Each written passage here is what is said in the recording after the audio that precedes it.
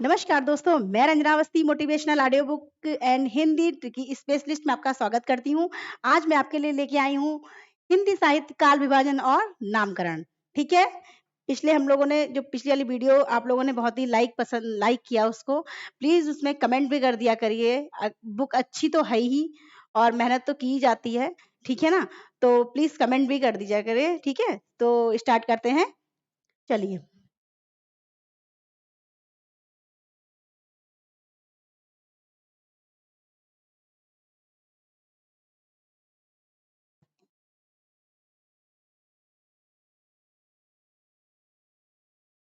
तो आज हम लोग पढ़ेंगे हिंदी साहित्य का काल विभाजन और नामकरण, ठीक है? चलिए। चलिए बिना लेट किए स्टार्ट करते हैं। हिंदी साहित्य काल विभाजन और नामकरण, ठीक है? इसमें है डॉक्टर जॉर्ज ग्रिशन काल विभाजन। इनका कौन सा है? चारण काल। कौन सा है? चारण काल, जो 700 से 1300 ईस्वी तक। थोड़ा सा बड़ा कर दे ताकि अच्छे से दिखाई दे, ठीक है? एक मिनट फैन ऑन कर ले। तो जॉर्ज गिरसन का काल विभाजन चारण काल 700 से 1300 ईस्वी। नंबर 2, इन्होंने 15वीं सदी का धार्मिक पुनर्जागरण बोला। जायसी की प्रेम कविता, ब्रज का कृष्ण संप्रदाय, मुगल दरबार, तुलसीदास, रीति काव्य और तुलसीदास के अन्य प्रवर्ती। 18वीं शताब्दी, कंपनी के शासन में हिंदुस्तान, महारानी विक्टोरिया के शासन में हिंदुस्तान। ठीक है, ये हो गया। नेक्स्ट देखते हैं।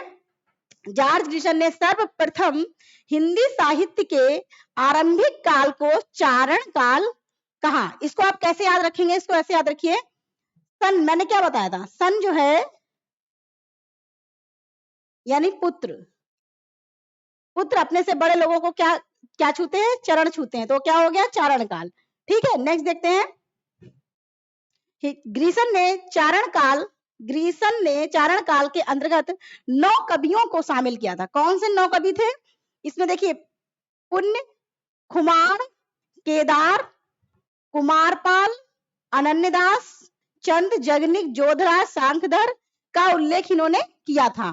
तो ग्रिशन ने चारण काल के अंतर्गत 9 कवियों को शामिल किया था। ये पूछा जा सकता है कि कितने कवियों को शामिल किया था? तो 9 कवियों को शामिल किया था। ठीक है, नेक्स्ट देखते हैं। ग्रिशन ने अपने इतिहास में केवल प्रवृत्तिगत काल विभाजन किया है। ग्रिशन ने प्रवृत्तिगत काल को प्रवृत्तिगत, ठीक है, ये हो गया। ग्रिशन ने कालों का नामकरण एक आधार पर नहीं किया था। ठीक है,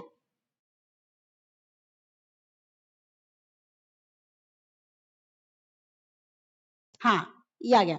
अब मिश्र बंधु का काल विभाजन देखते। तो मिश्र बंधु ने क्या किया? प्रारंभिक काल को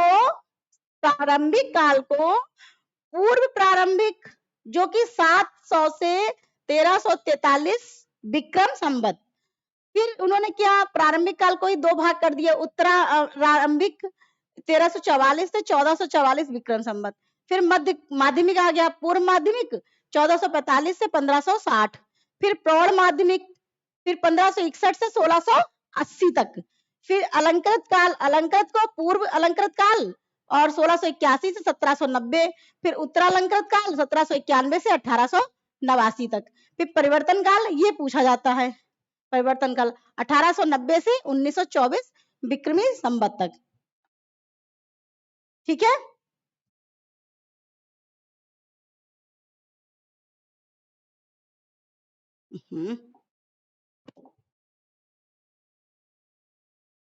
चलिए।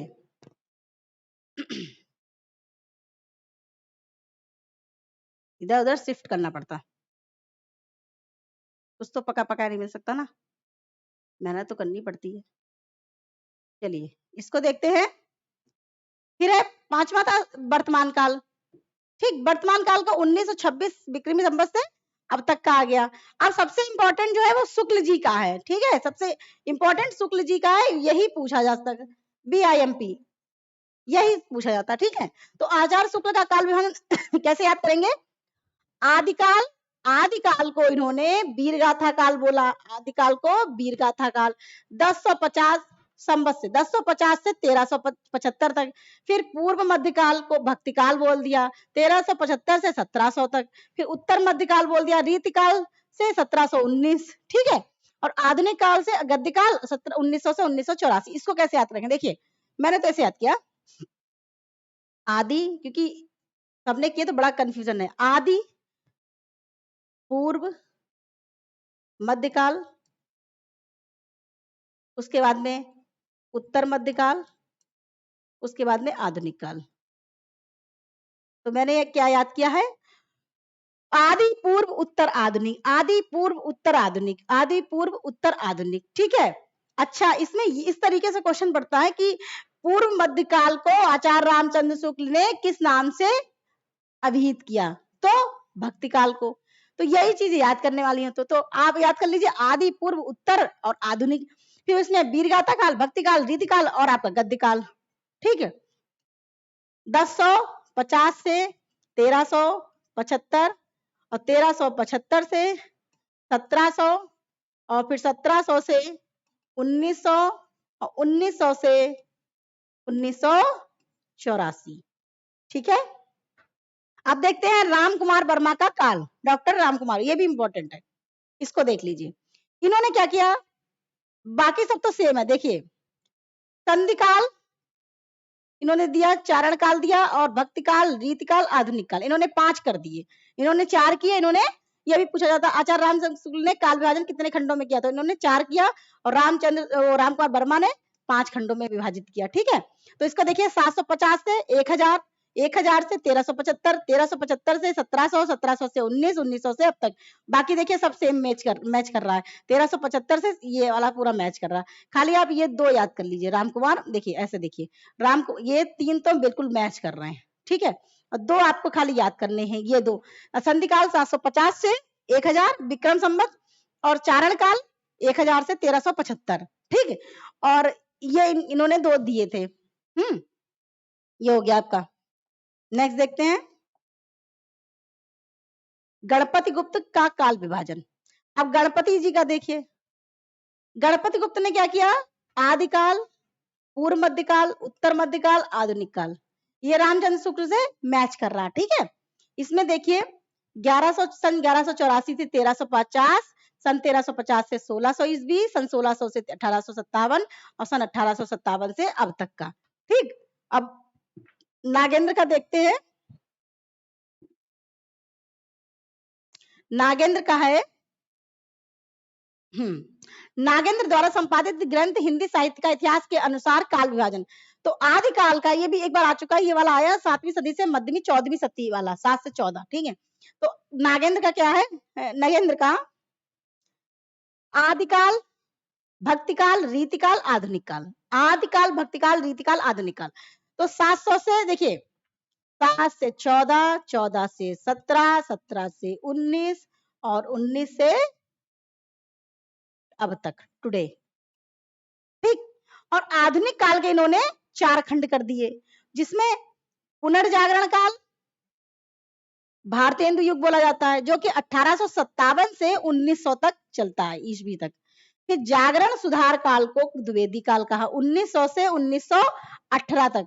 और छायावाद को इन्होंने 1918 से 1938 और छायावादोत्तर काल के इन्होंने 2 भाग कर दिए, प्रगति प्रयोग काल और नवलेखन काल। उसमें 1938 से 1953 और 1953 से आज तक, ठीक। इस तरीके से है। अब देखिए पुनर्जागरण काल, भारतेंदु काल को पुनर्जागरण काल बोला। पुनर्जागरण काल में कुछ नई नई चीजें होती थी। जागरण सुधार काल द्विवेदी युग में सुधार करने की कोशिश की गई। फिर छायावाद में ये छायावाद आ गया, छायावाद उत्तर आ गए। तो पुनर्जागरण काल, जागरण काल, छायावाद, छायावाद उत्तर काल, ठीक है। फिर इसका जो है भारतेंदु युग, द्विवेदी युग, छायावाद, इस तरीके से याद कर लीजिए, भारतेंदु, द्विवेदी, छायावाद, छायावाद उत्तर काल। फिर आपका नव प्रगति के इन्होंने 2 छायावाद के 2 भाग किए, ये भी आ सकता है। छायावाद के कितने भाग हैं? छायावाद उत्तर के तो 2 भाग हैं, प्रगति प्रयोग और नवलेखन, ठीक है। इस तरीके से ये है। डॉक्टर बच्चन सिंह का काल विभाजन किस तरीके से है? देखिए बच्चन सिंह ने क्या किया, अपभ्रंश काल, भक्ति काल, रीतिकाल, आधुनिक काल। इन्होंने भक्ति काल को 1400 से 1650, 1650 से 1857, 1857 से अब तक। अच्छा, दूसरी मेन चीज जो लिस्ट आई हुई है ये वाली, ये सबसे इंपॉर्टेंट है। आदिकाल के नामकरण जो किया गया, किसने क्या कहा, ठीक है, इस तरीके से है। और सबसे इंपॉर्टेंट इसमें से तो एक क्वेश्चन आपको मिलना ही मिलना, 100% मिलना। तो ये मैं बहुत अच्छे से आपको बताती हूँ। देखिए, उधर आप आचार्य रामचंद्र शुक्ल का और आचार्य रामकुमार वर्मा का याद कर लीजिए। इधर आपका जो है आदिकाल का नामकरण आपको बताते हैं ट्रिक के माध्यम से, ठीक है, जैसा कि मेरा चैनल है, ठीक है। आज ये कहाँ गया, चारण काल। चारण काल, चरण कौन छूता है, ग्रीसन। याद हो गया ना, यस बिल्कुल याद हो गया, देखते ही आप पहचान जाएंगे, ठीक है,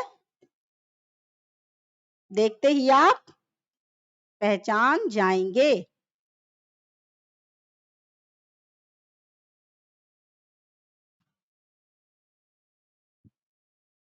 देखिए, नेक्स्ट है प्रारंभिक काल। क्या है, प्रारंभिक काल। तो प्रारंभिक काल मिश्र बंधु का है। किसी भी चीज को प्रारंभ करने के लिए जब मैंने घटना चक्र पढ़ाई थी तो उसमें ही मैंने ये ट्रिक सारी बता दी थी, लेकिन फिर से बता रहे हैं। मिश्र बंधु, अब आप लोग कमेंट बॉक्स में लिखिए कि चारण काल के प्रस्तोता कौन है, ठीक है, कमेंट बॉक्स में तुरंत इसको लिखिए। प्रारंभिक काल, क्योंकि करते जाएंगे तो याद रहता जाएगा, ठीक है। प्रारंभिक काल, तो किसी भी चीज को प्रारंभ करने के लिए मिश्र बंधु, मिश्र लोगों का, उनके साथ में उनके भाइयों का बहुत ही जरूरी है, ठीक है। अच्छा, दूसरा ये बताइएगा, मिश्र बंधु विनोद जो था उसमें कितने कवियों का संकलन था, ठीक है, ये बताइएगा एक। अब बीयप्पन काल, तो मैंने क्या बताया था, आचार्य महावीर प्रसाद द्विवेदी की मैंने क्या ट्रिक बताई थी, आपको याद है, भूल गए। देखिए, महावीर प्रसाद द्विवेदी की ट्रिक ये थी कि राम, जब लक्ष्मण को शक्ति लगी थी तो लक्ष्मण जी से कहा गया कि संजीवनी बूटी लेके आना, तो उन्होंने क्या किया था, वो पूरा एक बीज के बजाय वो पूरा का पूरा पहाड़ ले आए थे, ठीक है। तो इसका हो गया बीज। बीज जैसे याद आएगा तुरंत आपको याद आ जाएगा महावीर प्रसाद द्विवेदी। अब वीर गाथा काल, तो वीरों की गाथाओं में कौन आते हैं, रामचंद्र भगवान, ठीक है ना, वीरों की गाथा में कौन आते हैं, रामचंद्र भगवान। सिद्ध सामंत काल, तो सामंत से आपको लग रहा है राहुल संस्कृतायन, ये मैच कर रहा है, ठीक है। अब देखिए वीर काल, तो वीर, वो वीर गाथा है पूरी, और ये वीर है, तो वीर कहाँ गया, हाँ, वीर, ये वीर गाथा काल है, तो वीर गाथा में क्या है, रामचंद्र भगवान है, ठीक है, वीरों की गाथा में रामचंद्र भगवान है। अब वीर काल आचार्य विश्वनाथ हैं, विश्वनाथ प्रसाद है, ये वीर है, ठीक है, विश्वनाथ प्रसाद जी क्या है, वीर है, इसको याद रखिएगा, क्योंकि बासे वीर और बासे विश्वनाथ, ठीक। संधि काल और चारण काल, जैसा कि हम लोगों ने ऊपर पढ़ा, बाकी तीन बिल्कुल मैच कर रहे थे, ठीक है, रामचंद्र शुक्ल से। और जो दो है संधि काल और चारण काल, ये दोनों जो है रामकुमार वर्मा जी के मैंने बताए थे, ठीक, ये हो गया आपका। उसके बाद में, हाँ, ये एक्चुअली मक्खी बहुत परेशान करे। आदिकाल, आदिकाल कौन है, आचार्य हजारी प्रसाद द्विवेदी। आदिकाल का, आदिकाल से मैंने क्या ट्रिक बताई थी कि आदिकाल से लोग चाहते हैं मेरे पास हजारों करोड़ों रुपए हो, ठीक है। नेक्स्ट, नेक्स्ट देखते हैं।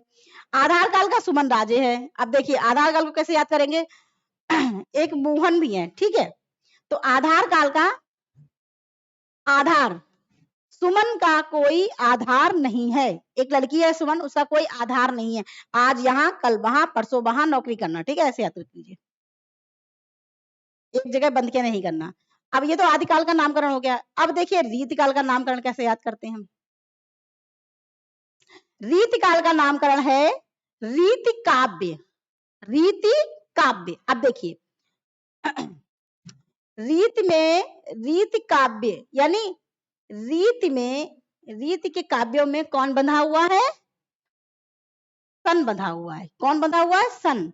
जैसे हम लोग अपने बच्चों से क्या कहते हैं सन से, कि यहाँ ना जाना, वहां ना जाना, ये ना करना, कोई गलत काम ना करना, है ना, ये सब छोटी छोटी सीख हम लोग देते बच्चों को, जो आगे उनके फ्यूचर में काम आएंगी। ठीक है, रीति काव्य, रीति के काव्य में जैसे किसी के सामने खड़े होकर गाना वाना गाने लगे तो उसको मना किया, काव्य से ऐसे इसको लिंक कर लेते कि किसी के सामने गाना ना गाओ, अपने से बड़े को सामने गाना ना गाओ ना, इस टाइप से रीति काव्य। ठीक है, रीतियों में बंधे हुए।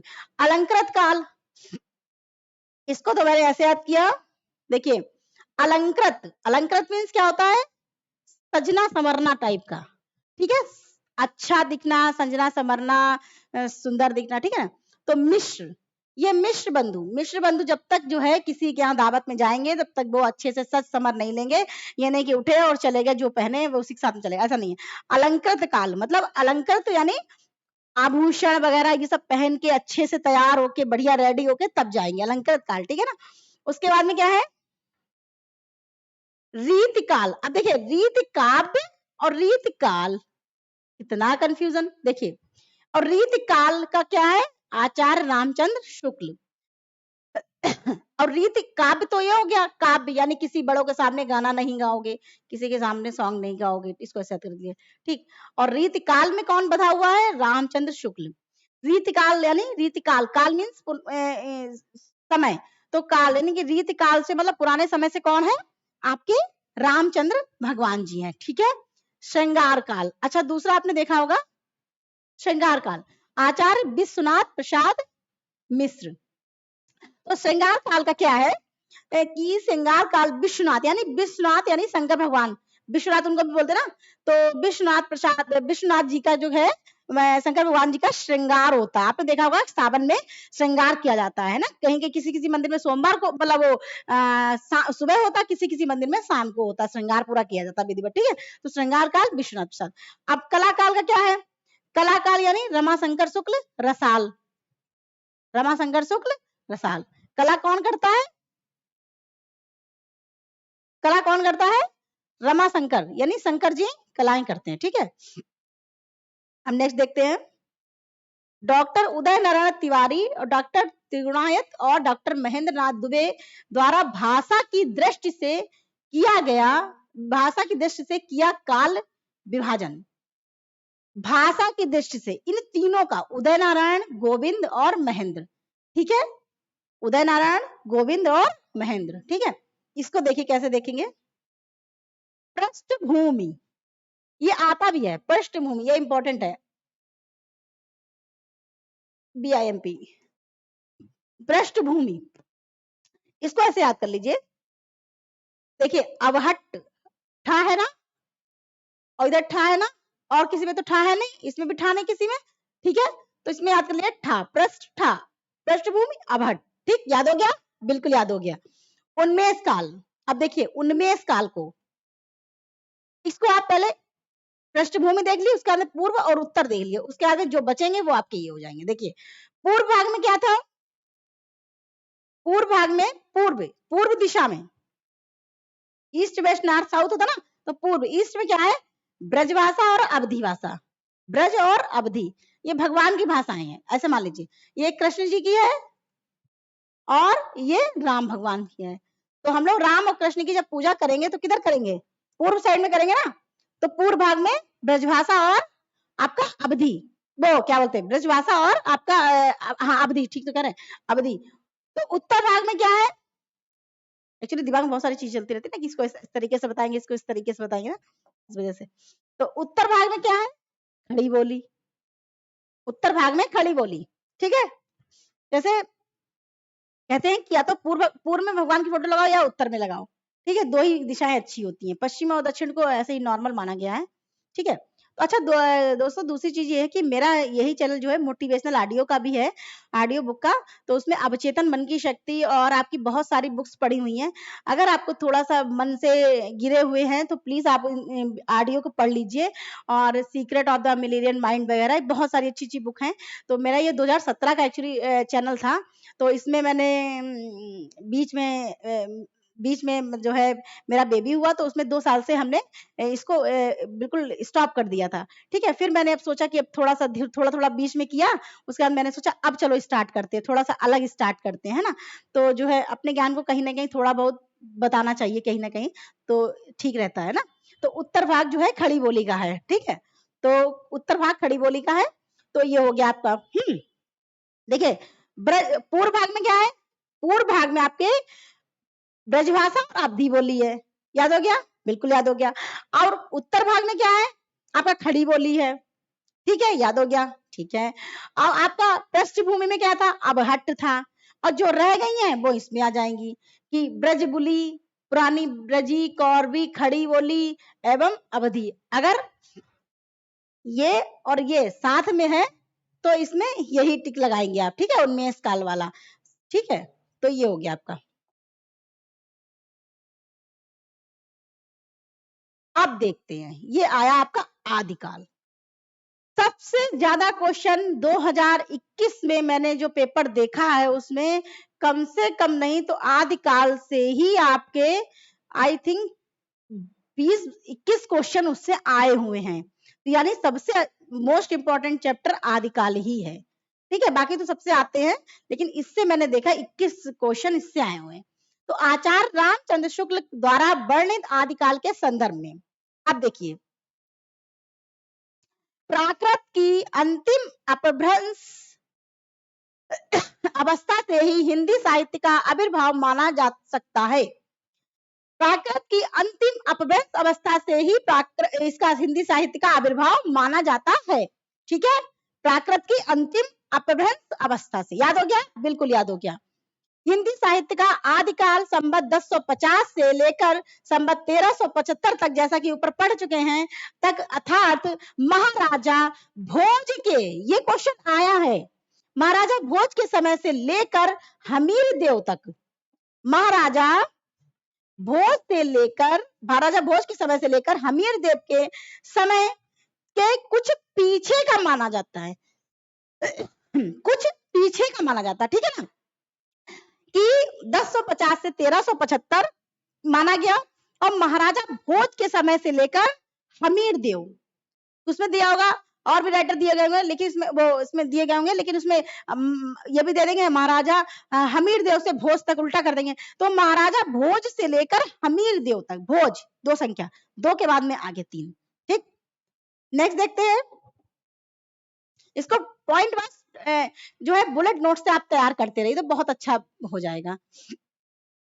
क्या है, राज आश्रित कवि और चारण, राज आश्रित कवि और चारण जिस प्रकार नीति, श्रृंगार आदि के फुटकल दोहे राज सभाओं में सुनाया करते थे, उसी प्रकार अपने आश्रयदाता राजाओं के पराक्रमपूर्ण चरित्र और गाथाओं का वर्णन भी किया करते थे। यही प्रबंध परंपरा रासों के नाम से पाई जाती है, और इस काल को वीर गाथा नाम काल से कहा गया, ठीक है। क्या हुआ, जो राज आश्रित कवि लोग जो रहते थे राजाओं के अंडर में, तो वो क्या करते थे, उनकी प्रशंसा, उनके पराक्रम का जो है वो गान गाया करते थे। जब उन्होंने देखा तो उसी रासों को उन्होंने वीरगाथा काल के नाम से अभिहित कर दिया, ठीक है।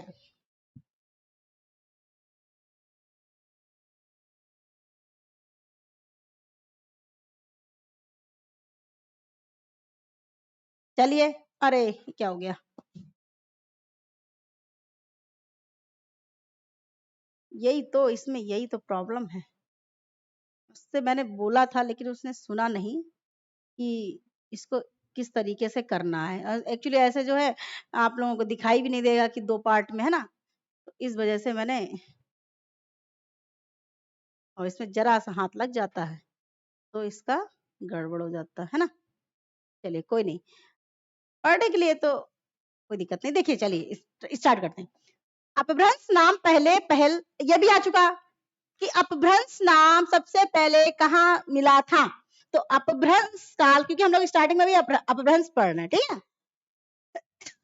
अपभ्रंश नाम सबसे पहले बल्लभी के राजा, बल्लभी के राजा धार से द्वितीय, द्वितीय उसमें तृतीय भी होगा, फर्स्ट भी होगा, चतुर्थ भी कहो दे दे, लेकिन आपको दो ही याद रखना है, द्वितीय, द्वितीय याद रख लीजिए, द्वितीय है ना, धारा राजा धार से द्वितीय, ठीक है।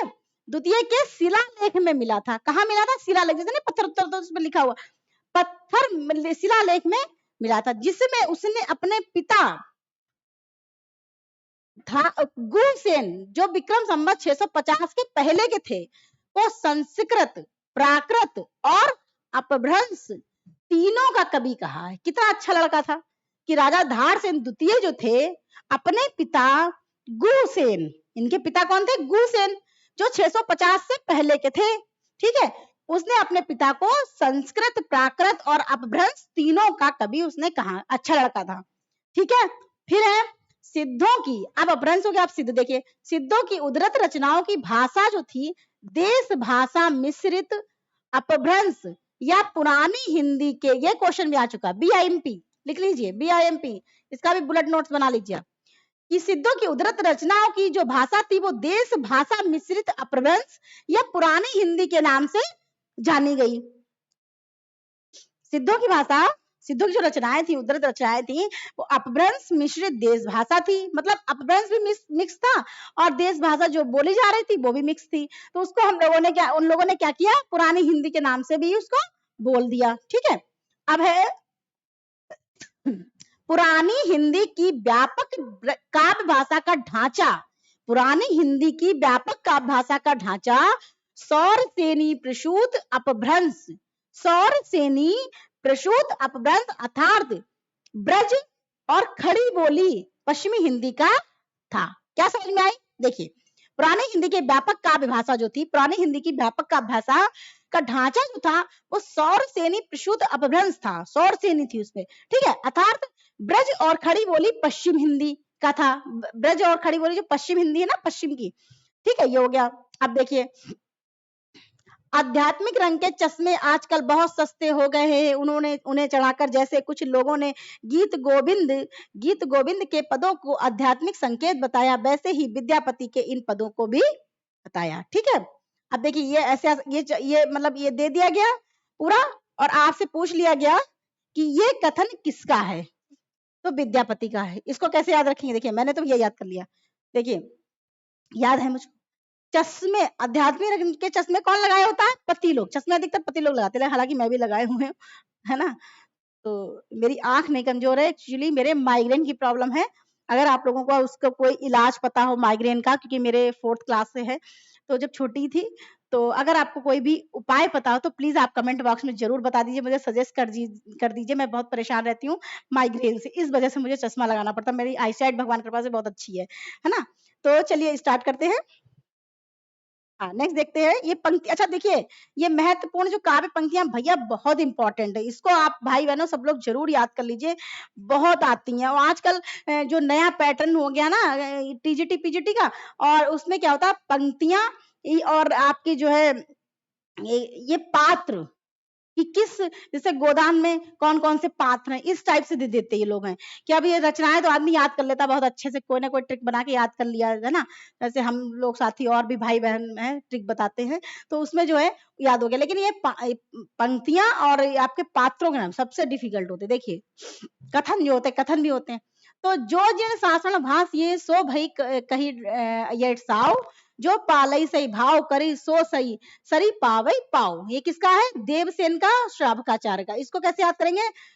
जैसे देखिए, शारु जो जिण शासन पाई, जैसे आप देखिए जो जिण शासन फांसी, जो जिण शासन, जो जिण शासन देखिए आप देव लगा दीजिए, ठीक है। उसके बाद में श्रावकाचार्य तो है ही देवसेन का। पंडित सयाल सत्य बखाने देहि शुद्ध बसंत न जाने, अमड़ा गमड़ा तेन बिखंडे तो भी ऋण लज्जई भसण हऊ पंडित। बड़ी कठिन भाषा है। तो पंडित आप देखेंगे वैसे ही आप सरहपा का नाम लगा देंगे, ठीक है।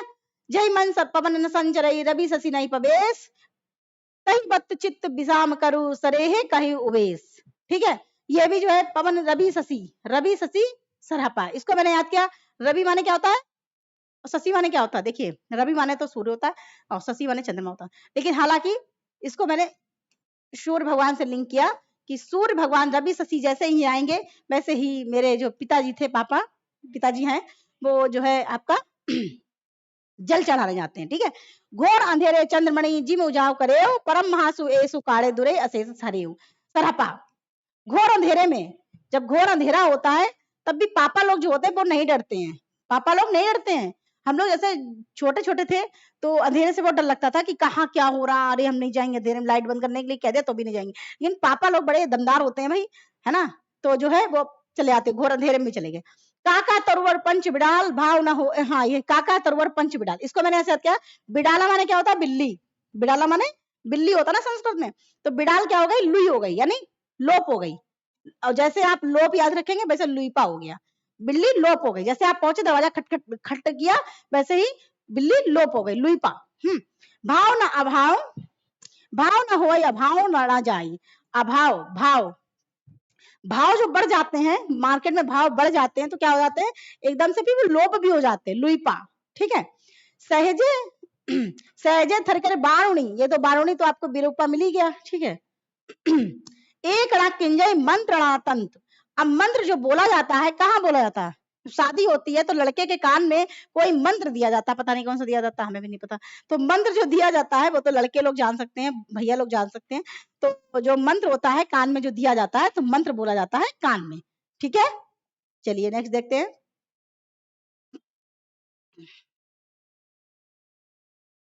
हाँ, हालो डोबी, हाँ, हालो डोबी तो पुछ में सद्भाव, सदगुरु पाए सदगुरु जाए बुड़ू जी उड़ा। हेलो डोबी, हम लोग क्या कहते हैं, क्या बोलते बताइए, अच्छा आप लोग दिमाग लगा के, हेलो हेलो हेलो हेलो, हाँ कौन, हेलो बोलते ना, तो हेलो कहाँ बोलते हैं, कान में बोलते ना, कनप्पा, ठीक है। याद हो रहा होगा 100% आप लोगों को। प्लीज अगर एक लाइन भी मेरी वीडियो से आप लोगों को याद होती तो ईमानदारी से प्लीज कमेंट जरूर कर दिया करें, तो थोड़ा सा मोटिवेट हो जाता कि हाँ यार इंटरेस्ट ले रहा है ना, तो इस वजह से तो प्लीज आप कर दिया करिए, और तो भाई बहन हमारे कर देते हैं जो भी हैं, उनके लिए बहुत बहुत thank you so much again. भला हुआ जो मारिया, भला हुआ जो मारिया पी संगमई कौन निंदड़ी, देखो अरे एक लाइन थी, भला हुआ जो मारिया, भला भला कौन करता है, ऐसे देख लीजिए, हेमचंद्र को आप हेमा नाम की लड़की से कनेक्ट कर सकते हैं, हेमचंद्र को हेमा नाम की लड़की से कनेक्ट कर सकते हैं, 100% आपको आ जाएगा, देखिए पूरी कहानी उसी पे ही है, देखिए। भला हुआ, भला कौन था, भला हुआ जो मार गया, हेमा, पिय संगमई कौन निंदड़ी, हेमा नाम की लड़की है तो क्या करेगी, पिय संगमई कौन निंदड़ी, पी के साथ में ही संगमई यानी संगम पे जाएगी, और भाई साथ में ही स्वात में ही सोते ना, तो निंदड़ई। गंगा जमुना माझे बहिरी रे नाई, गंगा जमुना देखिए, जब गंगा और जमुना आप जाएंगे, ठीक है, तो बहिरे रे नाई, तो नाई, नाई माने क्या होता है, जो बाल आल काटता नहीं, तो जब आप लोग जब जाते हैं, जैसे कि कोई भी छोटा बच्चा अगर गोद में है तो उसके लिए मार परेशान कर डालता, डो डो डो डो, अरे सुनो डो डो डो डो, बाल कटाने मुंडन के लिए बोलते ना, बाल कटाने डो डो डो डो, ऐसे करके याद कर लीजिए आप। तो गंगा जमुना डो डो डो डो, उनकी भाषा होती है ना नाइयों की। नगर बाहर डोबी तोहरी कुड़िया छई, देखिए नगर बाहर अगर आप जाएंगे, इसकी 3 लाइनें हैं एक्चुअली, 1 2 3, देखिए ये भी दे सकते हैं, नगर बाहर डोबी तोहरी कुड़िया छई, नगर और बाहर जब जाओ, जैसे जब बच्चों को बाहर भेजते हैं कि पढ़ने के लिए, तो माँ बाप उसको सीख क्या देते हैं कि नगर बाहर जब जाओगे आप लोग तो अपने कान खोल के जाना, ये नहीं कोई कुछ कह रहा है तुम उसकी बातों में उलझ जाना और कहीं भी चले जाना, लेकिन ऐसा ना करना, कान खोल लेना अपने, बिल्कुल नगर बाहर जब जाओ तो अपने कान खोल के जाओ, बिल्कुल एक्टिव हो जाओ, ट्रेन में जाओ तो भी, कहीं भी जाओ, एटलीस्ट कहीं भी जाओ तो कान खोल के जाओ, ठीक है। माँ बाप ने जो है सीख देते। छोई जाई सो बाहर नड़िया, फिर आया बाहर नड़िया, बाहर जाओगे तो आपको वही करना है, ठीक है। जिमी लोड़ बिलज जई पाड़ी यही तिम छड़ा कहाँ गया, जिमी लोड़ बिलज जई पानी यही तिम धरणी लई चित्त, ठीक है। तो इसमें क्या होगा, कनप्पा, इनका क्या है, बिलई जई, जिमी लोग कुछ लोग जब, इसको मैंने एक्चुअली देसी भाषा याद किया, जिम लोग बिलज जई, यानी जिम लोग कुछ लोग जो है जब कुछ लोग जिमी लोग माने कुछ लोग से याद कर ले। कुछ लोग अगर नाराज हो जाते हैं, शादी पार्टी में आके नाराज हो जाते हैं, लोगों की कुछ ना कुछ तो शादी में होता ही है, एक दो तो नाराज होने निश्चित उनका है। तो जिमी लोग, कुछ लोग अगर नाराज हो गए तो अपने कान पे, एक कान सुनो दूसरे कान से निकाल दो, बुराई करेंगे ना तो एक कान से निकाल दो, दूसरे कान से एक कान से सुनो दूसरे कान से निकाल दो, कनप्पा। जिमी लोग, जिमी लोग कुछ लोग, जिमी लोग कुछ लोग, कुछ लोग यानी शादी में जो आएंगे वो बुराई करेंगे, बुराई करेंगे तो एक कान सुनो दूसरे कान से निकाल दो सीधा। देसिल बैना सब जन मिठा, तै तैसन जपयो अब हट्टा। अब देखिए कहाँ गया, देसिल बैना सब जन मिठा। मिठा माने क्या होता है, प्यार करना। तो प्यार कौन करता है, पति, ठीक है। संसार में माँ बाप के बाद में एक पति होता है जो प्यार करता है, ठीक है। तो कनप्पा, हिंदू बोले दुरई निकार, छोटे तरुका भभकी मार। अब देखिए जब पत्नी ससुराल वो सॉरी, जब पत्नी मायके चली जाती है तो पति क्या करता है, भभकी मार मार के रोता है। कैसे रोता है, अरे अब क्या होगा, ये चली गई और खाना आना कौन देगा, बहुत बहुत परेशान होता है। लता, कीर्त लता से है, कहा ये आ सकती ना लाइन, हिंदू बोले दुरई निगार, छोटे तरुका भभकी मार। मतलब पति जब रोएगा तो पत्नी का नाम क्या है, लता, ठीक है। अब देखिए मनौ कला सस्वान कला 1600 बनिए, मनौ कला सस्वान, मनौ कला सस्भान कला, देखिए 1600 बनिया, इसको मैंने याद किया 16, 16 गुण किसमें थे, 16 कलाएं, 16 कलाएं किसमें थी, पृथ्वीराज में, किसमें थी, पृथ्वीराज रासो में 16 कलाएं थी, ठीक है। नेक्स्ट देखते हैं, बिगस कमल स्त्री की भ्रमर बेनु खंजन मृग लुट्ठई। लठ किस पे चले थे, पृथ्वीराज रासो पे, ओनली ट्रिक है, ठीक है ना, याद करने के लिए। तो पृथ्वीराज रासो पे लठठ चले थे, ठीक है। याद हो गया, बिल्कुल याद हो गया।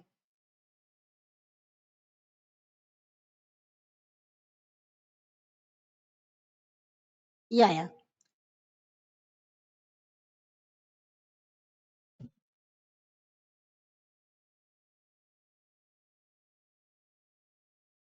हाँ, बज्जई घोर, बज्जई घोर निशान रान चौहान, चौहान मिल गया तो आपका इसका मतलब पृथ्वीराज रासो हो गया, ठीक है। उठई राज पृथ्वीराज, पृथ्वीराज तो पृथ्वीराज मिल गया, लेकिन ऐसी लाइनें नहीं देते हैं जिसमें राइटर आ रहा, वो जिसमें कवि का नाम या कुछ भी मिल रहा है, कुछ भी मिल रहा है वो देते ही नहीं है। उसका दूर से जब कहीं कहीं कहीं दूर से उसका मिलाप नहीं हो रहा तो वो दे देंगे आके, क्वेश्चन, क्वेश्चन भी बहुत डिफिकल्ट बनते हैं। 12 बरस ले कुकर जीवे और तो रह लो जिए सियार। देखिए कुकर की सीटी जब बजती है, एक्चुअली मैंने घर से देखा, थोड़ा सा देखा है, कुकर माने क्या होगा, कुकर, हर घर में कुकर होगा, कोई ऐसा घर नहीं जहाँ कुकर रहो। कुकर की सीटी जब बजेगी तो क्या होगा, बच्चा जो है वो क्या करेगा, जग जाएगा, जगनी, ठीक है। बार, ये तो पूरा एक लाइन है, 12 बरस लो कुकर जीवे और 13 लो जिए सियार, 12 रटाए छत्री जीवे, आगे जीवन को दिक्कत। कुकर देखिए तुरंत जगनिक मार दीजिए, जगनिक कि बच्चा जग गया। एक थाल मोती भरा, एक थाल मोती से भरा अमीर खुसरो। एक थाल जब मोतियों से भरा होगा, ये तो सब फिलहाल सबको आती होगी, अमीर खुसरो का है थाल, जब वो मोती से भरा होगा तो जाहिर सी बात अमीर होगा। एक नार ने अचरज किया, जैसे क्या होता है, एक नार ने अचरज किया, क्या होता है, एक नार, अमीर लोग जो होते, पहले के राजा महाराजा जो अमीर लोग हुआ करते थे तो वो कहते थे कि एक नार से क्या होगा, दो चार नारियां तो होनी ही चाहिए ना। और अच्छा पहले थोड़ा प्रचलन भी था कि एक शादी नहीं, तीन तीन चार चार शादी लोग कर लेते थे ना, जैसे कि देखिए दशरथ जी की हुई थी 3 शादियां, ठीक है। तो अमीर खुसरो, ठीक है। गोरी सोबे सेज पर मुख पे डारे केस, ये किसका है, अमीर खुसरो का। गोरी सोबे सेज पर, अब गोरी जो है वो सेज पर जब सोएगी, नॉर्मल घर में तो जो है, जैसे नॉर्मल घर नहीं कहेंगे, जो गरीब लोग होते हैं उनके यहाँ सेज कहाँ होती है, जो अमीर लोग होंगे उनके यहाँ सेज होगी, बेड होंगे, डबल बेड होंगे, है ना, ये चीज 4 बेड भी चल गए। मेरा जोबला भयो गुलाल, होली पे गुलाल जो है कौन लगाएगा, अमीर लोग, सबसे अच्छे होली कौन खेलता है, अमीर लोग। जिहाल मिस्की मकुन तगाफुल दुराए नैना बनाए बतिया, अमीर खुशरो, ये तो सबको पता होगी। सरस बसंत समय भल पावली। अच्छा दूसरा एक चीज है, ये भी है पावली, शायद आप लोग नहीं जानते हो, जो शादी ब्याह में जो दार चार होता है तो पावली, पवाली टाइप की नहीं रखी होती है, ड्रम टाइप के जो होते हैं उसको पावली बोलते हैं, ठीक है। तो उसमें जो है उसको जब पति की जब शादी होती तो उसको पावली दी जाती, ठीक है। तो ये हो गया। काल कहल पिय सांझई जाए माई कहाँ गया ये, काल कहल पिय सांझही जाय मई मारू देश, काल कहे पिय सांझरी, पिय की बात कहीं पे भी आ रही, ओहो, पिय की बात कहीं पे भी आ रही है, पिय सांझही, पिया जो सांझ को आ रहा है कौन, पति, ठीक है, पदावली, पदावली से लिया गया, पिय सांझ, इसको ऐसे आप याद करें, काली कहल पिय सांझही जाई माई मारू देश, तो वो कहता तुम सांझ को क्यों आई, तुमको मारेंगे हम, तुम सांझ को क्यों आई, तो मारेंगे, तो पदावली से है, ठीक है। नेक्स्ट देखें, चलिए देख लेते हैं। आदिकाल एक्चुअली बड़ा है, महत्वपूर्ण तथ्य देखिए, महत्वपूर्ण तथ्य है, प्राकृताभास हिंदी का तात्पर्य प्राकृत की रूढ़ियों में बहुत कुछ बद्ध हिंदी, प्राकृताभास हिंदी का तात्पर्य प्राकृत की रूढ़ियों में बहुत कुछ बद्ध हिंदी, बधी हुई हिंदी। पहले हम लोगों ने क्या पढ़ा था, अपभ्रंश, अब क्या पढ़ रहा है, प्राकृत, तो पहले अपभ्रंश फिर प्राकृत। कभी विद्यापति ने दो प्रकार की भाषा का प्रयोग किया, विद्यापति ने दो प्रकार की भाषा का प्रयोग किया, पुरानी अपभ्रंश का और बोलचाल की देसी भाषा का। देखिए पुरानी अपभ्रंश इन द सेंस जो पुरानी अपभ्रंश हम लोग पढ़ चुके हैं, तो विद्यापति अब आए, तो विद्यापति ने क्या किया, उन्होंने पुरानी अपभ्रंश का यूज किया, और इन्होंने जो बोलचाल की देसी भाषा थी ना, जैसे जैसे देसी जो बोलते थे ये, जैसे घरों में जो ना लैंग्वेज घरों में अपने क्षेत्र की बोली यूज की जाती है ना, तो मथुरा में जो है तो मथुरा की बोली बोलेगा, अयोध्या में अवधी बोलेगा ना, तो उस टाइप से जो है उन्होंने एक तो प्राकृत की वो क्या कहते हैं अपभ्रंश की पुरानी हिंदी, और पुरानी हिंदी अपभ्रंश की, और आपकी बोलचाल की देसी, दो भाषाएं इन्होंने मानी। तो ये क्वेश्चन भैया बहुत इंपॉर्टेंट है, इसको आप लगा लीजिए, BIMP ये आ चुका है, ये सारे फिलहाल रामचंद्र शुक्ल में सारे क्वेश्चन जो है इंपॉर्टेंट ही हैं, अगर देखा जाए पूरी बुक ही पढ़ लीजिए, मैं पढ़ा रही हूँ धीरे धीरे, आप पूरी बुक पढ़ लीजिए, ट्रिक के माध्यम से, कोई मेहनत भी नहीं करनी, आराम से याद हो जाएगी, है ना, तो बस रिवाइज करते रहिए, है ना, आराम से याद हो जाएगी, इससे ही समझ लीजिए बहुत सारे क्वेश्चन बनते हैं गोविंद पांडे की बुक से।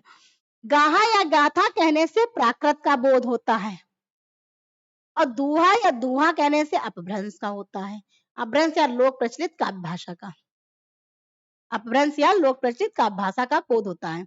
तो भरत मुनि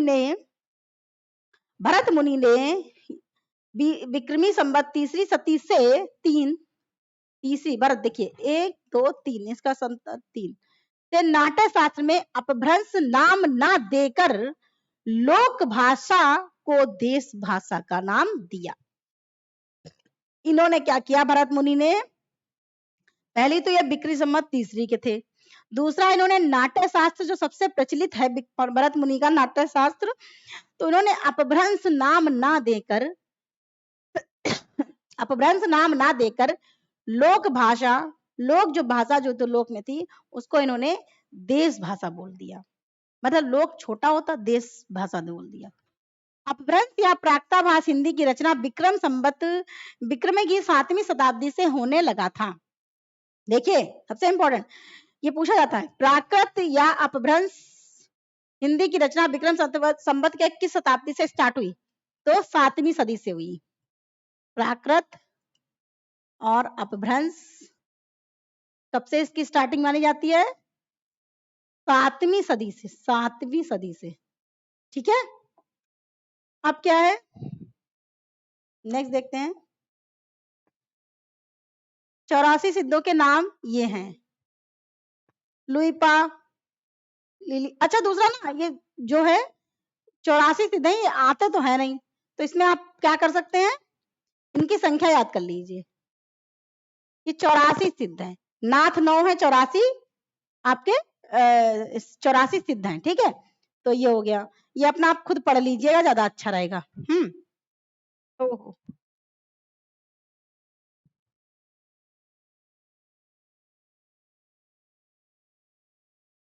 चलिए ये आप खुद पढ़ लीजिएगा, इसमें जो है जो इंपॉर्टेंट होगा वो मैं बताऊंगी, बाकी ये अपना आप पढ़ लीजिएगा। 84 सिद्ध है, सिद्ध तो ये आते नहीं है, 84 सिद्ध थोड़े दे देंगे करने के लिए, इसमें जो मेन मेन लाइनें हैं वो मैं बता दे रही हूँ, यहाँ से स्टार्ट हुआ। इसमें जो है योगिनी जो पूछ लेते हैं, इसमें लेडीज जो हैं, क्योंकि बहुत सारे, देखिए मेखलापा योगिनी है और कन पलापा योगिनी है और लक्ष्मी करा योगिनी है। ठीक है, ये आप याद कर लीजिए, ये तीन जो है लक्ष्मी, मेघ और कनलापा, देखिए इसको याद रखने, लक्ष्मी, कन और मेघ।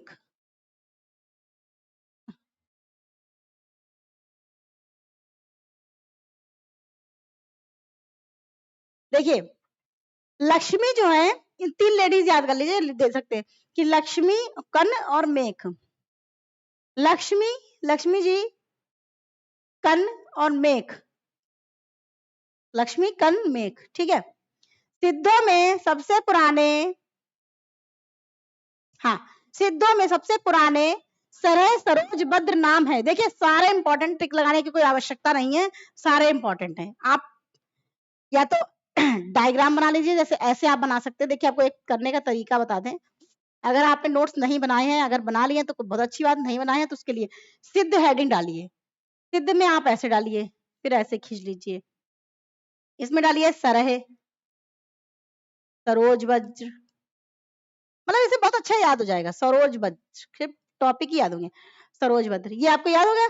अब इनसे रिलेटेड जितना है सारा सब इसी तरीके से आप डायग्राम, फिर ऐसे खींच दिया, फिर ऐसे खींच दिया, फिर इस तरीके से ऐसे खींच दिया, इस तरीके से, है ना। कोई कोई पॉइंट्स बुलेट पॉइंट्स में, ऐसे ऐसे बुलेट पॉइंट्स में आप बना सकते हैं, है ना, इस तरीके से। तो महासुखवाद का प्रवर्तन, महासुखवाद का प्रवर्तन वज्रयान शाखा के में हुआ था। महासुखवाद का प्रवर्तन वज्रयान शाखा में हुआ था। और महासुखवाद का अर्थ क्या है, या चुका है, आनंद स्वरूप ईश्वर तत्व, आनंद स्वरूप ईश्वर तत्व, प्रज्ञा और उपाय के योग से महासुख दशा की प्राप्ति मानी गई है। प्रज्ञा और उपाय के योग से महासुख की दशा की प्राप्ति मानी गई है। गोरखनाथ का मूल पंथ, गोरखनाथ का मूल पंथ रूप से वज्रयान शाखा से का ही एक रूप है। गोरखनाथ का ये पूछा जाता है कि गोरखनाथ का कौन सी शाखा से अभी थे, तो वज्रयान शाखा से। वज्र, गोरखनाथ वज्र लिए घूमते रहते हैं ना, बहुत ही पावरफुल इंसान थे। गोरखनाथ ने पतंजलि के उच्च लक्ष्य ईश्वर प्राप्ति को लेकर हठ योग का प्रवर्तन किया। बहुत इंपॉर्टेंट है, हठ योग का प्रवर्तन किया। ठीक है, वज्र यानी सिद्धों का, वज्र यानी सिद्धों का लीला क्षेत्र जो माना गया, भारत का पूर्वी भाग माना गया। देखिए जो सिद्ध थे वो पूर्वी थे, और जो नाथ थे वो पश्चिमी के थे, समझ गया ना सीधा। गोरखनाथ ने अपने ग्रंथ का प्रचार देश की पश्चिमी भाग में, विशेषकर राजपूताने पंजाब में किया था। हो गया जो मैंने बताया। नाथों की संख्या, नाथों की संख्या 9 मानी गई है, और जिनको नवनाथ भी बोलते हैं। नाथों की संख्या कितनी है, अब जैसे नाथ डालिए, अब नाथ में आप कैसे डाल सकते हैं, नाथ डालिए, ऐसे ऐसे कर लिया, तो नाथ की संख्या कितनी है, हैं 9 डाल लीजिए संख्या, नाथ की संख्या 9 है। और इनके मेन प्रमुख कौन है, गोरखनाथ हैं। अब गोरखनाथ जो हैं वो वज्रयान शाखा से हैं, है ना। इस तरीके से आप चार्ट बना लेते हैं, बहुत अच्छा बन जाएगा। ठीक है, नवनाथ कहते हैं, और इसको गोरख रक्ष सिद्धांत संग्रह में इनका, गोरखनाथ का जो है सिद्धांत है, गोरक्ष सिद्धांत संग्रह, इनमें निम्न बताया गया। देखिए नागार्जुन, जड़, देखिए कहाँ गया अर्जुन, भरत, भीम, अर्जुन। देखिए 1 2 3 4 तो आपके ऐसे ही हो गए ना। देखिए अर्जुन, और कहाँ गया, अर्जुन, अर्जुन 2 बार हैं, अर्जुन अर्जुन, नागार्जुन, मल्ल्यार्जुन, भरत और भीम, 4 आप कैसे हो गए। अब सत्य और हरिश्चंद्र ये आपके हो गए, कितने हो गए, 4 5 6। और गोरक्ष, चरपट और जल, गो को याद कर लिए, गाय, चरपट से याद कर लीजिए, और जल याद कर लीजिए। देखिए गो चरपट जल, जैसे नहीं, चरपट को आप एक और, चरपट का एक्चुअली मैंने दूसरा लिंक लगाया, इसलिए मैं थोड़ा सा बताऊं ना बताऊं इस टाइप से कंफ्यूज हूं। तो गोरक्ष, चरपट और जल याद कर लीजिए, चरपट जल। गो जो है, गैया जो है वो चाटती है किसको? जल को। ऐसे याद कर लीजिए, सीधा सिंपल। क्या समझ में आया? नाथों की संख्या 9 है, जिन्हें नवनाथ कहते हैं। गोरक्ष सिद्धांत संग्रह में इनके जो है नाम बताए गए हैं। नागार्जुन, मलयार्जुन, भरत, भीम हो गए, सत्य, हरिश्चंद्र, उसके बाद में गोरक्ष, चरपट और जल। हो गया आपके 9 ओवरऑल। याद हो गया? बिल्कुल याद हो गया। अपभ्रंश सिद्धांत देखिए, अब आया ये अपभ्रंश। अपभ्रंश में डॉक्टर राम कुमार वर्मा ने अपभ्रंश भाषा के प्रथम कवि स्वयंभू को माना। हिंदी का प्रथम माना इनको है स्वयंभू को, 8वीं शताब्दी। स्वयंभू को 8वीं शताब्दी। अब आप कैसे डाल सकते हैं? देखिए, आप स्वयंभू डालिए, कहाँ गया, एक मिनट, स्वयंभू, स्वयंभू डाला, इसके बाद ऐसे किया, ऐसे किया, इसमें डाल दिया 8वीं शताब्दी, स्वयंभू 8वीं शताब्दी, 8वीं शताब्दी 783, ऐसे डाल दीजिए, हेडिंग दिमाग में रहेगा तो पता रहेगा। और किसने इनको कहा? राम कुमार वर्मा ने। हो गया? अब देखिए उसके बाद क्या आया? ये अपभ्रंश के अपभ्रंश भाषा के प्रथम कवि थे, याद रखिएगा, अपभ्रंश भाषा के प्रथम कवि, ठीक है। तो 8 हो गए। उसके बाद स्वयंभू को जैन परंपरा का प्रथम कवि कहा। अब देखिए रामकुमार वर्मा ने इनको ये कहा, और ये किसके थे? जैन कवि, जैन परंपरा के थे, नाम ही लग रहा जैन परंपरा, ठीक। उसके बाद में स्वयंभू के 3 छंद थे, वो 3 ग्रंथ थे, पौमचर्यु, रिट्ठेमचर्यु, उसके बाद एक स्वयंभू छंद। हो गया? और फिर आया, अब देख लीजिए, इसको ऐसे कर लीजिए, मतलब डायग्राम टाइप का बना लीजिए, बहुत सुंदर लगेगा। स्वयंभू को अपभ्रंश भाषा का क्या कहा गया है?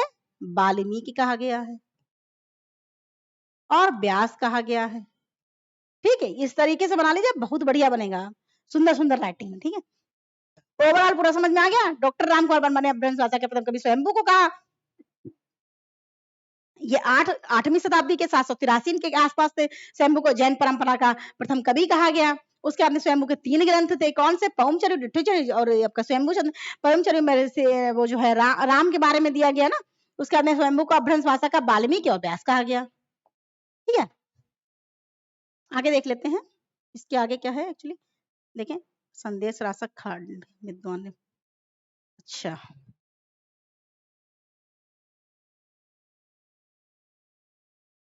ये देखिए, टेढ़ा आड़ा तिरछा उसने कर दिया, आड़ा तिरछा सब पता नहीं क्या क्या करके रख दिया, सब ऐसे पढ़ाना पड़ेगा तो मुड़ेगा भी नहीं। स्वयंभू ने अपनी भाषा स्वयंभू ने अपनी भाषा को देसी भाषा कहा। ये इसमें भी डायग्राम में बना लीजिए। स्वयंभू ने अपनी भाषा को क्या कहा? देसी भाषा कहा। स्वयंभू के पौमचर्य को उसके पुत्र त्रिभुवन ने पूरा किया था। ये जो स्वयंभू था वो अरे यार क्या कहते, पौमचर्य जो था ये अधूरा था, एक्चुअली इसको पूरा नहीं कर पाए थे वो, ठीक है। तो इनके पुत्र जो थे त्रिभुवन, उसने पूरा किया था। फिर पौमचर्य में राम का चरित्र का विस्तार वर्णित है, ठीक है। अब शिव सिंह सेंगर ने अपने, अब यहाँ से कहानी खत्म। अब शिव सिंह सेंगर ने क्या किया? अपने ग्रंथ शिव सिंह सरोज में किसी पुरानी अनुश्रुति के आधार पर 7वीं शताब्दी, शिव सिंह सेंगर 7वीं शताब्दी, स्वयंभू कितने के थे? 8वीं के। स्वयंभू कितने के थे? 8वीं के। शिव सिंह सेंगर ने अपने ग्रंथ शिव सिंह सरोज में किसी पुरानी अनुश्रुति के आधार पर 7वीं सदी के पुण्य या पुंड को कवि, हिंदी का प्रथम कवि माना। किसने?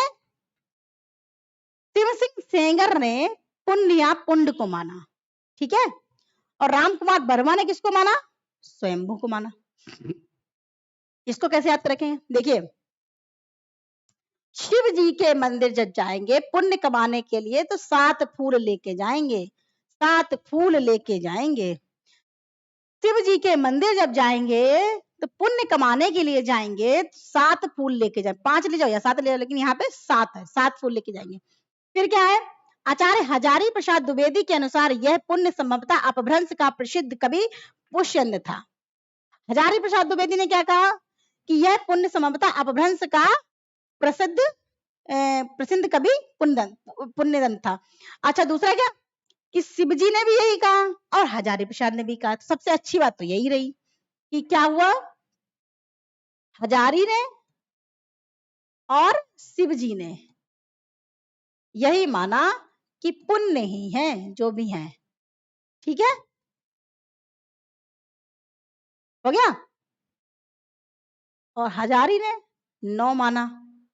तो उधर क्या हो गया था, अरे हाँ, उधर क्या हो गया था आपका 7 फूल लेके जाएंगे और इधर यार 9। ठीक है, उसके बाद क्या है, सब धारणा है कि पुण्यदंत का आविर्भाव 972 ईस्वी में 10वीं शताब्दी के में हुआ था। और पुण्यदंत की जो रचनाएं हैं वो 63 महापुरुषीय गुणालंकार हैं और रण कुमार चरियु है और जसहर चरियु है। इसको तो ऐसे याद कर लीजिए, देखिए 63 महापुरुष गुणालंकार, इसको याद कर लीजिए 63 महापुरुष। ठीक है, रण कुमार और जसहर, पुण्य जो है ये आता है जसहर। ठीक है, तो जसहर जो है, जब फूल तोड़ने जब जाओगे, पुण्य को पुष्प से लगा लो, पुष्प जो है लेने जाओगे तो आपको वहां पे जैसे कोई सांप कीड़ा एड़ा कुछ भी बैठा है तो वो क्या होगा, जसहर मतलब जहर उसके होगा, वो काट लेगा। तो क्या होगा, 63 महापुरुष गुणलंकार, लय कुमार और आपका ये जसहर चरियु। और पुण्यदंत के जो 63 महापुरुष गुणा अलंकार है, इसको महापुराण के नाम से भी जाना जाता है। 63 महापुरुष गुणालंकार को महापुराण भी बोला जाता है। इसके 2 नाम है, महापुराण। ठीक है, महापुराण में क्या है, 63 महापुरुषों के जीवन चरित्र का वर्णन दिया गया है। फिर पुण्यदत्त ने अपने चरित्र काव्यों में चौपाई छंद का प्रयोग किया। इन्होंने क्या किया, पुण्यदत्त में इसमें चौपाई और छंद का इन्होंने प्रयोग किया है। ठीक है, इसके बाद देखते हैं पुण्यदंत के, कहां गया, हाँ, पुण्यदंत ने साहित्य की रचना विशुद्ध धार्मिक भाव से की है। कौन से धार्मिक भाव से की है। अपभ्रंश और अभट्ट में, ये बहुत इंपॉर्टेंट है, अपभ्रंश और अभट्ट में चौपाई 15 मात्राओं का छंद होता है। अपभ्रंश और अभट्ट में 15 मात्राओं का छंद होता है। कितना, 15 मात्राओं का। अपभ्रंश और अभट्ट में 15 मात्राओं का होता है। ठीक है, उसके बाद पुण्यदंत को हिंदी का भवभूति कहा गया है। कैसे याद रखेंगे, वो तो स्वयंभू थे, उनको क्या कहा गया था, वाल्मीकि और व्यास बोला गया था। पुण्यदंत को भवभूति।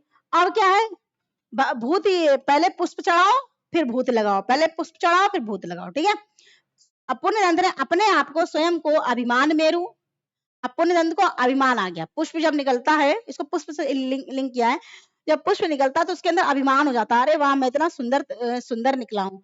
फिर काव्य रत्नाकर, रत्ना जो है वो पुष्प चढ़ाती है, कभी कुल तिलक लगाओ, पुष्प चढ़ाओ, तिलक लगाओ। हरिशेन ने अपनी धम्म परीक्षा में अपभ्रंश के 3 कवि माने हैं। कौन से, चतुर्मुख, स्वयंभू, पुण्यदंत। देखिए हरिशेन ने धम्म परीक्षा में अपने 3 कवियों को माना है अपभ्रंश के। एक चतुर्मुख हो गए, इनके 4 मुंह, और स्वयंभू, ये तो मेन थे ही, आपको भी पता है, स्वयंभू और पुण्यदंत। ठीक है, ये हो गए। उसके बाद क्या है, पदरी 16 मात्राओं का मात्रिक छंद होता है। इस छंद के नाम पर इस पद्धति पर लिखे जाने वाले काव्यों को पंदड़िया बंध भी कहा जाता है। क्या समझ में आई, देखिए अपभ्रंश और अभट्ट मिलके चौपाई यानी 15 मात्राओं का छंद होता है। अपभ्रंश और अभट्ट जो था 15 मात्राओं का चौपाई छंद होता है, समझ गए। उसके बाद में पदरी में 16 मात्राएं होती हैं जो कि मात्रिक छंद होता है, जिसमें कि इसको पदड़िया बंध बोलते हैं। ठीक है,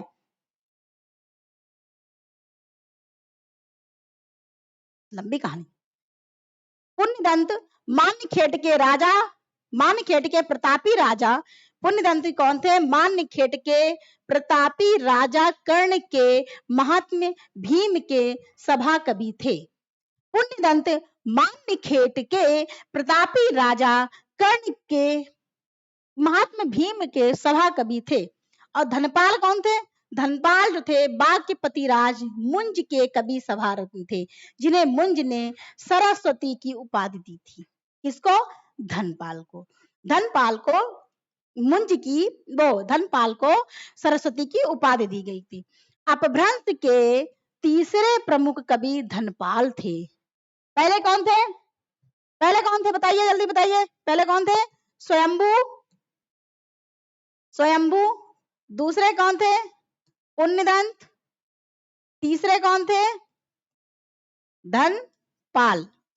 ठीक है, तो 3 हो गए ना, समझ गए ना आप लोग? बिल्कुल समझ गए। अपभ्रंश के तीसरे प्रमुख धनपाल ने भविष्य कथा की रचना की थी। भविष्य में सबको क्या चाहिए होगा? धन चाहिए होगा, ठीक है, 3-3 बार चाहिए होगा, ठीक है।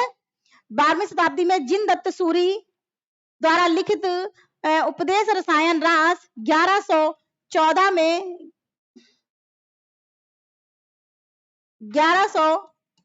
में जैन रास काव्य का प्रथम परंपरा का प्रथम काव्य माना। देखिए 12वीं शताब्दी में जिन दत्त सूरी द्वारा लिखित उपदेश रसायन रास जैन रास परंपरा का प्रथम ग्रंथ माना गया। क्या समझ में आई? देखिए 12वीं शताब्दी में जिन दत्त सूरी ने, दत्त को ले लीजिए, क्या दिया जाएगा? उपदेश, ऐसे समझिए, दत्त को ले लीजिए, दत्त में क्या देंगे? उपदेश। तो दत्त का क्या है? उपदेश रसायन है 1114, और ये जैन रास लगी ना, जिन जिन लग रहा, जैन रास काव्य परंपरा का प्रथम ग्रंथ माना जाता है। अब उपदेश रसायन रास अपभ्रंश भाषा का प्रथम रास ग्रंथ काव्य है। उपदेश रसायन रास अपभ्रंश भाषा का प्रथम रास काव्य है, समझ गए? ओके। रास काव्य परंपरा का हिंदी में प्रवर्तन करने का आश्रय जिसको है वो भरतेश बाहुबली है। कौन है? भरतेश बाहुबली। देखिए क्या समझ में आई? रास काव्य परंपरा का हिंदी में प्रवर्तन करने का श्रेय किसको है? भरतेश बाहुबली को। बाहुबली जो होगा उसको श्रेय होगा। किसको? बाहुबली। नॉर्मल इंसान के अंदर दम नहीं होती है तो वो उसको श्रेय नहीं मिल सकता, वो परंपरा किसी भी परंपरा को आगे नहीं बढ़ा सकता। तो जो बाहुबली है उसको श्रेय किसका है? रास काव्य परंपरा का। अब देखिए भरतेश बाहुबली का प्रवर्तन जो किया था वो किसने किया था? शालिभद्र सूरी ने। किसने किया था? शालिभद्र सूरी ने। अब ऐसे देखिए भरत जो है, भरत की बहुत ढेर सारी सालियां हैं। क्या है? सालियां हैं, ठीक है ना। उपदेश रसायन रास में 80 पद्यों का नृत्य गीत रास लीला काव्य है। अच्छा दूसरा क्या? उपदेश रसायन किसका था? जिनदत्त सूरी का था 1114 में। दूसरा क्या? ये उपदेश रसायन काव्य था तो ये जैन रास परंपरा का प्रथम काव्य भी था, ग्रंथ था। दूसरा क्या था? उपदेश रसायन में है क्या? उपदेश में क्या है ये कि 80 पद्यों का नृत्य गीत है। क्या है? नृत्य गीत है, नाचने वाला गीत है, ठीक है ना। तो किसमें? उपदेश रसायन रास में 80 पद्यों का नृत्य गीत है, ठीक है, समझ आ गई। रासलीला, रामलीला और रासलीला होती है, रासलीला, समझ गए ना? बिल्कुल समझ गए। नेक्स्ट है अब्दुल रहमान द्वारा लिखित संदेश रासक पहला धर्मेतर रास ग्रंथ है। समझ गया? बिल्कुल समझ गए। हिंदी भाषा में किसी मुसलमान द्वारा लिखित प्रथम काव्य का ग्रंथ संदेश रासक। ये एक्चुअली खंड काव्य है, ठीक है ना, समझ गए? बिल्कुल समझ गए। अब नेक्स्ट देखते हैं, सोच रहे पूरा ही कर दें। कितना है? सिद्ध साहित्य हो गया, इसको पूरा कर दें। सिद्ध साहित्य नेक्स्ट वीडियो में देखेंगे, ठीक है। इसके बाद है प्राकृत पैगलवम को प्राकृत पिंगल सूत्र भी कहा जाता है। ये तो इजी है ना। प्राकृत पैगलवम को प्राकृत पिंगल सूत्र भी कहा जाता है। प्राकृत पैगलवम की टीका जो लिखी थी वो बंसीधर नामक किसी विद्वान ने लिखी थी। ये आ सकता है, बिल्कुल इंपॉर्टेंट क्वेश्चन है, आ सकता है। प्राकृत पैगलवम की टीका जो थी किसने लिखी थी? बंसीधर ने लिखी थी। ओके, समझ आ गया? बिल्कुल समझ आ गया। शांतिधर जो थे एक अच्छे कवि और सूत्रकार थे। कैसे थे? अच्छे कवि और सूत्रकार थे। उसमें क्या था? सारंगधर ने सारंगधर पद्धति के नाम से एक सुभाषित ग्रंथ लिखा था। सारंगधर पद्धति में क्या है? सुभाषित संग्रह है, सुभाषित। ओके। और सारंगधर पद्धति में बहुत से साबर मंत्र, नहीं जादू टोना वाले जो होते हैं उसको साबर मंत्र बोलते हैं, साबर मंत्र और भाषा चित्र काव्य भी दिया गया है। फिर क्या है? आचार्य शुक्ल ने प्राकृत पैगलम के कुछ छंद के आधार पर हमीर रासो ग्रंथ के अस्तित्व की कल्पना की, जिसका रचनाकार सांख्यधर को बताया गया। क्या समझ में आई? ये समझ में आई कि शुक्ल जी ने प्राकृत पैगलवम के कुछ छंद के आधार पर, उन्होंने प्राकृत पैगलवम जो थी उसको कुछ छंद उसके ले लिए और उससे हमीर रासों की कल्पना कर दी। तो अधिकतर जो है सांख्यधर, कहाँ गया सांख्यधर, जो है ये हो गया इनका प्राकृत पैगलम सांख्यधर का हो गया। ठीक है। टीका किसने लिखी थी? बंसीधर ने प्राकृत पैगलम की लिखी थी, सांख्यधर पर सांख्यधर की थी। उसके बाद में जो है हमीर रासो हो गया है। राहुल संस्कृतायन ने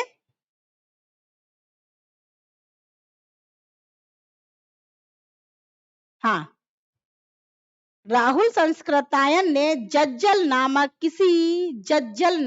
किसी कवि को इसका रचयिता घोषित किया। राहुल संस्कृतायन ने जज्जल घोषित कर दिया। ठीक है। अब क्या हुआ? हजारी प्रसाद द्विवेदी का कथन है कि हमीर शब्द का अमीर का विकृत रूप है, जो कि किसी पात्र का नाम ना होकर एक विशेषण के रूप में प्रयुक्त हुआ है। शिव सिंह सेगर के अनुसार चंद की औलाद में सांखधर कवि हुए हैं। अच्छा, दूसरा क्या? शिव सिंह सेगर ने सोचा कि जो चंद की औलाद है, ठीक है ना, चंद्रवरदाई, चंद की जो औलाद है वो सांखधर हुए हैं। ठीक है। जिन्होंने हमीर गैरा और हमीर काव्य भाषा में बनाया। सांखधर पद्धति जो लिखी गई संस्कृत भाषा में लिखा गया एक पद्य कोश है, किंतु बीच बीच में देश भाषा काव्य भी आए हैं। अच्छा, दूसरा क्या था? श्री मल्लदेव कहाँ गया? श्री मल्लदेव राजा की प्रशंसा में सांखधर पद्धति में श्री कंठ पंडित का संग्रहित यह श्लोक योग्य है। देखिए, ये श्लोक किसका है? सांखधर का है। ठीक है। सांखधर पद्धति में सांखधर का है। ठीक है। तो मल्लदेव राजा की प्रशंसा में किया गया था। किसकी प्रशंसा में? मल्लदेव की राजा की प्रशंसा में सांखधर पद्धति में श्रीकंठ पंडित का संग्रहित यह श्लोक है। ठीक है। तो इसको ऐसे याद कर लीजिए, नून। अब नून माने क्या होता है? अच्छा बताइए, जो लोग गांव के होंगे उनको पता होगा। नून माने नमक बोलते हैं। ठीक है। नून में, गांव में नून जो बोला जाता है नमक होता है, आप नहीं कोई बोलता लेकिन नमक बोलते हैं। तो सांखधर पद्धति में है। ठीक है। मल्लदेव की प्रशंसा में। ठीक है। डॉक्टर बच्चन सिंह के अनुसार सांखधर कुंडलियां छंद के प्रथम प्रयोक्ता हैं। इन्होंने कहा, बच्चों ने क्या कहा कि सांखधर कुंडलियां जो है छंद के प्रथम प्रयोक्ता हैं। कौन? सांखधर। देखिए, बच्चों ने कहा, बच्चे जो थोड़े से इंटरेस्टेड होते ना, जब कोई हाथ आप देखने आता, अरे मेरा देख लो ना, तो बच्चों ने कहा सांखधर जो है वो कुंडलियां छंद के प्रथम प्रयोक्ता हैं। ठीक है। कौन? बच्चों ने कहा सांखधर कुंडलिया छंद के प्रथम प्रयोक्ता हैं। तो आज मैं यहीं तक रखूंगी। उसके बाद में आपका ये सिद्ध साहित्य आएगा, बहुत इंपॉर्टेंट है इसको। सिद्ध साहित्य तो हो गया था भाई, नहीं हुआ था। हाँ, सिद्ध साहित्य आएगा। ठीक है। एक्चुअली ये पढ़ चुके थे ना सरोज सरापा वाले सराय वाला, तो इसलिए तो सिद्ध साहित्य की बिल्कुल डिटेल में जानकारी है, तो ये नेक्स्ट वीडियो में बताऊंगी। तो भाइयों एंड बहनों, अगर अच्छा लगा हो तो प्लीज कमेंट बॉक्स में कमेंट जरूर कर दिया करिए, और क्योंकि हर चीज में मेहनत लगती है। ठीक है ना। और इसी तरीके से धीरे धीरे रामचंद्र शुक्ल बुक को पूरा कर लेंगे। ठीक है। और उसके बाद में आपका जो है एक मैंने जो नोट्स बताया है बहुत अच्छा है, टॉपिक वाइज, ये तो खैर पॉइंट्स वाइज दिया हुआ है, वो टॉपिक वाइज डिटेल में स्ट्रक्चर टाइप का है, वो बहुत अच्छा है। उसमें सिर्फ पॉइंट है, पूरा डिटेल में पढ़ने की आवश्यकता नहीं है उसको। ठीक है। वो लास्ट टाइम में रिवाइज के लिए बहुत अच्छा है। ठीक है। तो अगर जो है मैंने आपसे कहा था कि अगर इसकी पीडीएफ चाहिए हो तो आप प्लीज जो है जो हमारा 9305035029 नंबर है उस पर कमेंट बॉक्स में लिख दीजिए, ठीक है। और प्लीज लाइक शेयर कमेंट जरूर कर दिया करिए। Thank you so much, all the best, लगे रहिए, पढ़ाई करते रहिए।